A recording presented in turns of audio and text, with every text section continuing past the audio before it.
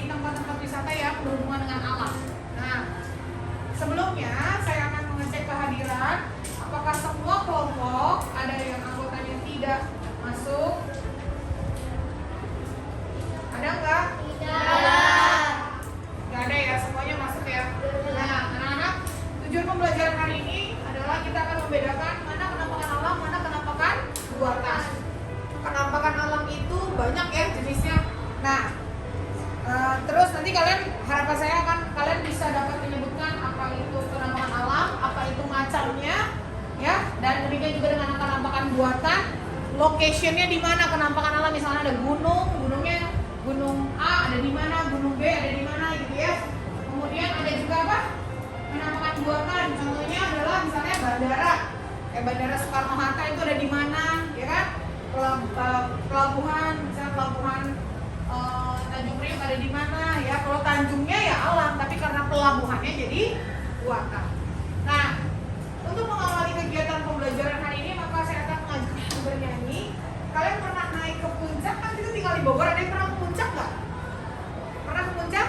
Pernah. Siapa yang nggak pernah ke puncak? Serius, beneran? Ke puncak Bogor sini belum pernah? Nggak tahu? Puncak tuh loh yang kita bisa makan jagung bakar, melihat kebun teh. Ya, Taman Safari itu arah ke puncak. Cimory ya, Cimory Riverside. Pernah ya, pasti ya. Masa sih orang Bogor nggak pernah ke puncak? Ya, kelewatan.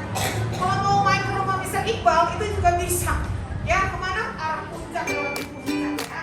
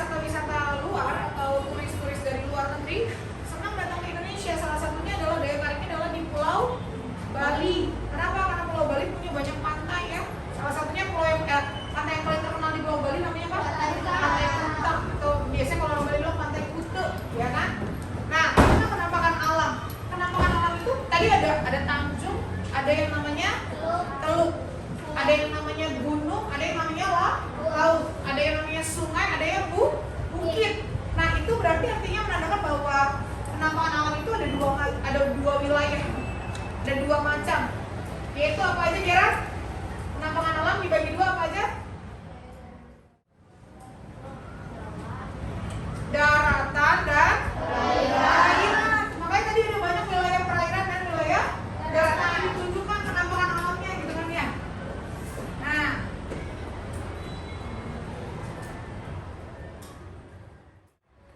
jadi penampakan alam tadi sudah ditampilkan secara live dan kalian lihat betapa bagusnya, betapa indahnya, betapa cantiknya ciptaan Tuhan. Gak ada satupun manusia yang bisa bikin gunung, gak ada. Sehebat dan sekeren apapun manusia, sepintar apapun, gak ada yang bisa menciptakan gunung, gak ada yang bisa menciptakan laut, bahkan pantai sekalipun gak bisa. Mereka hanya bisa mengolah tempat-tempat atau penampakan alam tersebut menjadi tempat wisata, menjadi tempat refreshing, menjadi tempat peristirahatan dan lain-lain, ya kan? Nah, penampakan alam, makanya kita sebagai manusia wajib yang namanya bersyukur. Bersyukur kepada Tuhan, kenapa? Karena dikasih penampakan alam yang sangat-sangat bagus, ya. Ada yang pernah pergi atau mengunjungi satu tempat atau wisata alam yang benar-benar kayak naik gunung gitu? Pernah nggak? Nah, Stefano kemana? Kemana? Hah? Dieng balik. Gak ingat? Oh gak ingat.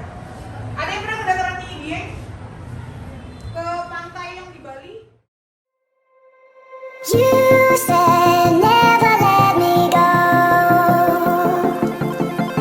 You said never let me go. You said never let me go. You said never let me go. You said never let me go. You said never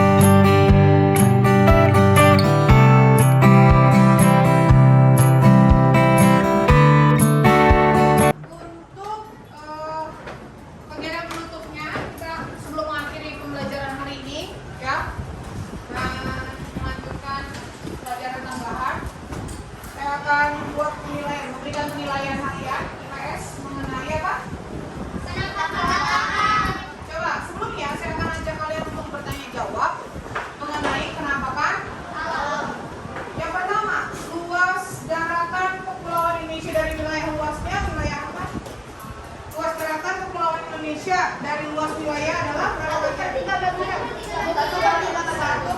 1/3. Kalau perairannya? 2/3.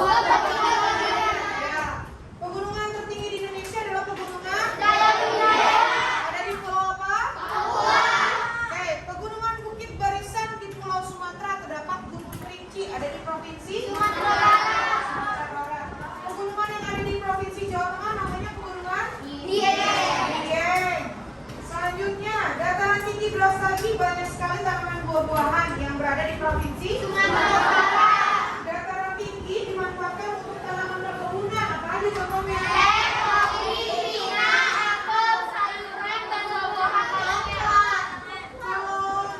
Kalau perkebunan kelapa di dataran tinggi nggak ya? Enggak. Dia di mana? Lebih tepatnya di pantai. Kemudian contoh pantai Wanda yang ada di Jakarta ada apa? Pantai Ancol.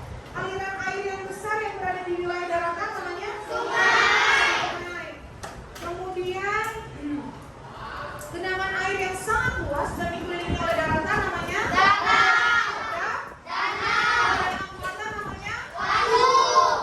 Kalau laut yang memisahkan provinsi NTT dengan Sulawesi Selatan, Laut Flores. Kemudian Danau Toba